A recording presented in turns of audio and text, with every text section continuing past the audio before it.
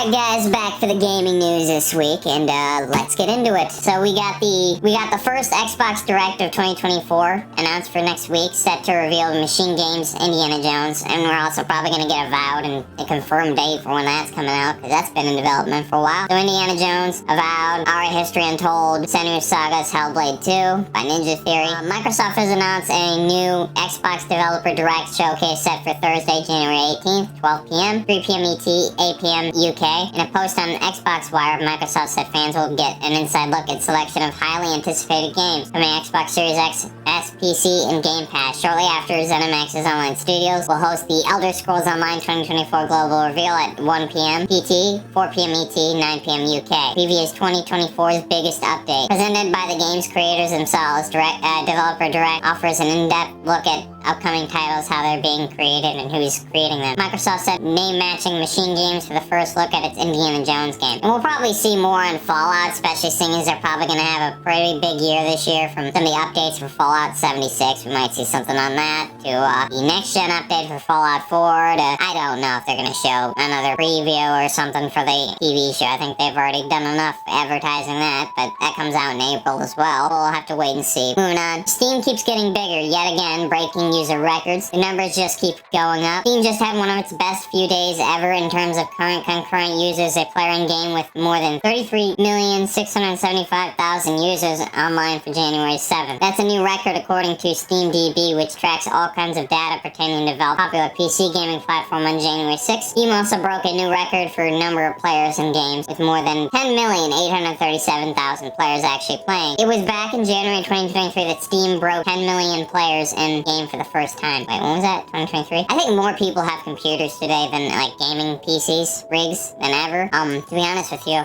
I got mine around 2020 when stuff started to hit the fan with, you know, the bugs. So I can definitely say that probably a lot more people today have their own personal gaming rigs than they've ever had. As for the games, the users who were playing the most January 6th, 7th to break those records, Usual Suspects, Valve's own game, among the most popular on the platform, with more than 1.2 million players fragging each other in Counter-Strike 2. And January 7th, Valve's MOBA DOTA 2 surpassing 730,000 players. Team Fortress 2 also broke the top 10 with nearly 160,000 players on January 7th. Baldur's Gate 3 has proven to have a real staying power since its launch back in August 2023. On January 7th, nearly 300,000 people were playing Larian Studios' ambitious RPG on Steam. So, I think right now the problem with the Xbox version is that save bug that's causing people to lose their save data progress on the console. So, you know, if you're going to play it, you might as well play it on PC, I guess. Moving on. So, Valve announces changes to how it's handling AI content on Steam. New survey update will ask developers to disclose how their games use generative AI. Valve is introducing new rules to how AI content is handled on Steam amid an ongoing debate around the technology. In a community blog, Valve said it would be updating the platform's content surgery with a new AI disclosure section asking developers to describe how their games use AI content. Valve separates the content between pre-generated and live-generated AI, the latter of which much includes guardrails in order to keep it from creating illegal content. Valve said that much of the disclosure will appear on the Steam store page so that customers understand how the games they're buying uses AI. Additionally, Valve plans to release a new system allowing players to report illegal content within games containing live-generated AI. AI probably going to be more prevalent in games than it already is. So Sea of Thieves could be making landfall in PlayStation report. However, Microsoft might have abandoned ship on those plans as it's unknown if a port is being developed. Well, I'm sure you guys have already heard about the possible ports of Xbox exclusive titles to other consoles, like, you know, the recent one with the Hi-Fi Rush's Switch port. So Xbox is deciding to port some of its less popular games, like they're not like first-party hitters like Skyrim or Elder Scrolls 6 to other consoles. It's just another way for them to get exposure. I mean, they're not going full. I don't think they're going full first-party. I just think they're trying to get more exposure with some of their lesser-known titles. Microsoft has reportedly explored the waters of shipping Sea of Thieves on PlayStation and even Nintendo Switch. However, it's unknown if these plans in progress on a shelf Xbox on rare mode made pirate game. This is a game that would benefit from from another platform because it's an all-online game and it's more of an MMO. And honestly, I could see this coming to Switch and PlayStation. So GameFile noted that it talked with a source knowledgeable about Sea of Thieves port, but couldn't quite nail down whether it was still in the works. In addition, Jeff Grubb on GameSpot, sister site Giant Bomb, said on Game Mess Mornings that he also heard the pirate game could come to Sony's system as well as Nintendo Switch. Sea of Thieves celebrates its 5th year anniversary last March, and at the same time, over 30 million people had checked out the multiplayer-centric game, been a cornerstone to title on Xbox Game Pass for Xbox consoles and PC. This comes on top of a new report more Xbox games could be releasing on rival platforms. The main potential first-party title spotlighted was Hi-Fi Rush on Switch. Previously, Microsoft has published Ori and the Blind Forest on Nintendo systems, with Ori and the Will-o'-the-Wisp making its way onto the hybrid console too. Yeah, they're cherry-picking games here. Don't expect every main first-party title to come to another platform. They're specifically choosing specific games. Like this one is a game that would probably benefit from that. Been out for a while and it's all online, so